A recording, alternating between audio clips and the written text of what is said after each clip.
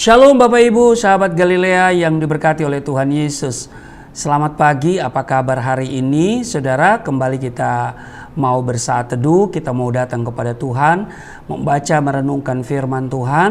Dan saya percaya hari ini Tuhan sudah siapkan apa yang kita butuhkan. Amin. Dan saya percaya hari ini berkat Tuhan melimpah dalam hidup kita. Amin. Mari kita berdoa. Bapa, di dalam nama Tuhan Yesus, mengucap syukur buat kebaikan-Mu yang masih memungkinkan kami ada di hari ini. Dan sebelum kami mau melakukan tugas dan tanggung jawab kami di sepanjang hari ini, kami rindu akan firman-Mu. Urapi kami, buka hati pikiran kami. Kiranya firman yang kami baca bukan untuk kami lupakan, tapi ini akan menjadi rema dalam hidup kami. Di dalam nama Tuhan Yesus. Amin. 2 Timotius pasal 2 ayat 8 dikatakan begini, ingatlah ini, Yesus Kristus yang telah bangkit dari antara orang mati, yang telah dilahirkan sebagai keturunan Daud, itulah yang kuberitakan dengan Injilku. Karena pemberitaan Injil inilah aku menderita, malah dibelenggu seperti seorang penjahat, tetapi firman Allah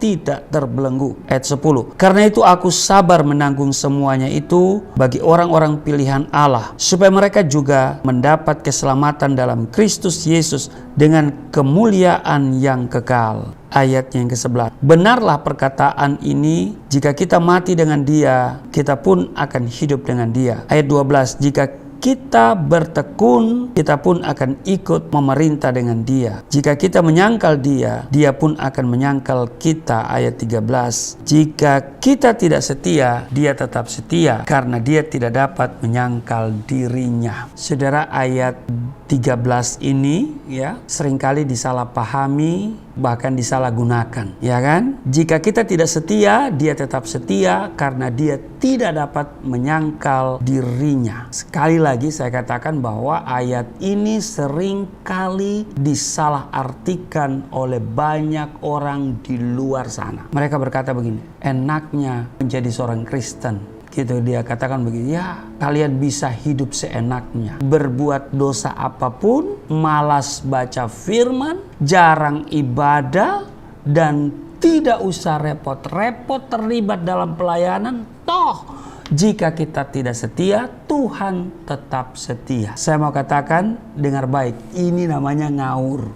Iya kan? Pernyataan tidak setia ini menunjuk kepada keberadaan kita sebagai manusia yang begitu mudah terpengaruh dan terguncang oleh situasi dan keadaan yang tidak stabil, mudah kecewa dan khawatir dan sebagainya, sehingga kita cenderung gampang berubah menjadi tidak setia kepada Tuhan. Berbeda dengan Tuhan Yesus yang adalah setia, sebab kesetiaannya adalah sifat Tuhan itu sendiri. Pemazmur berkata begini di Mazmur 89 ayat 9, ya Tuhan Allah semesta alam, siapakah seperti Engkau? Engkau kuat ya Tuhan, dan kesetiaanmu ada di sekelilingmu. Sehingga, dengar baik, segala sesuatu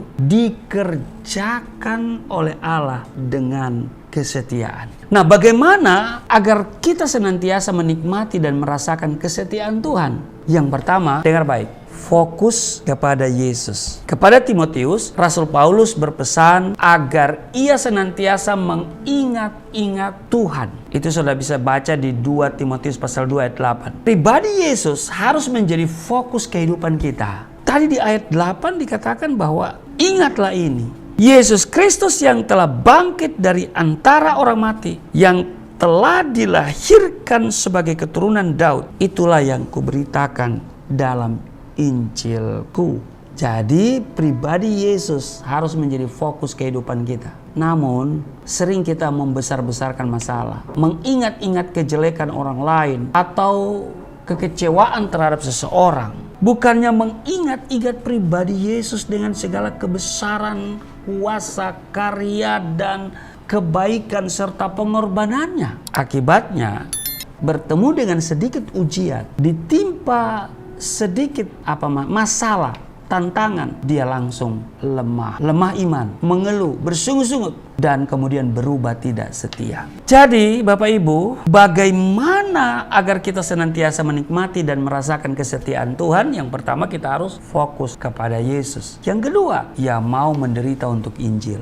Di sini bukan berarti orang Kristen hidupnya susah, serba kekurangan atau tertekan. Tidak. Yang dimaksud adalah penderitaan karena melakukan kebenaran, menyalipkan kedagingan, dan harus tunduk kepada kehendak Tuhan. Di ayat 9 di 2 Timotius pasal 2 tadi, karena pemberitaan Injil inilah aku menderita, malah dibelenggu seperti seorang penjahat, tetapi firman Allah tidak terbelenggu. Jadi ada harga yang harus kita bayar, bro. Tidak lagi bisa seenaknya kita hidup. Pertanyaannya, bisakah, saudara? Tidak ada istilah yang tidak bisa. Hanya dua pilihan, taat atau tidak. Nah, Roh Kudus pasti akan menolong dan memberikan kepada kita kekuatan bila kita senantiasa intim dengan Tuhan. Jadi, Alkitab menulis di Mazmur 18 ayat 26, terhadap orang yang setia, engkau berlaku setia. Terhadap orang yang tidak bercela, engkau berlaku tidak bercela. Mari saudara, kita mau hidup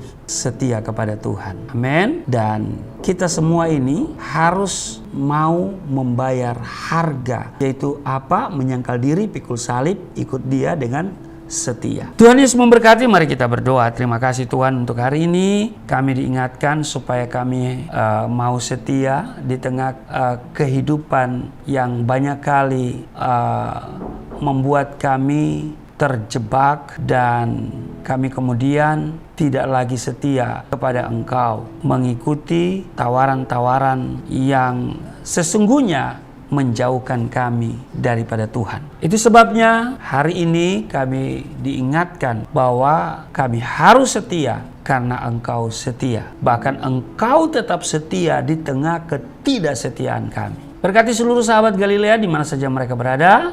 Berkati setiap mereka yang mengikuti sahabat Galilea setiap pagi Senin sampai Sabtu 4.30 waktu Indonesia bagian Barat. Terpujilah Engkau di dalam nama Tuhan Yesus. Amin.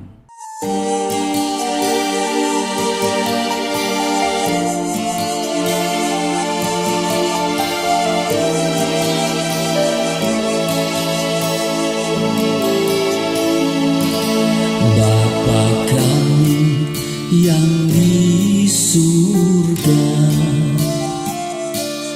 dimuliakanlah nama-Mu.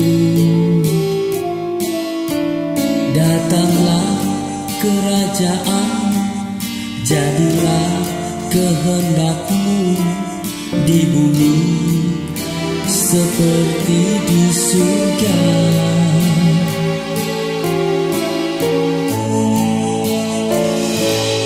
Berikanlah kepada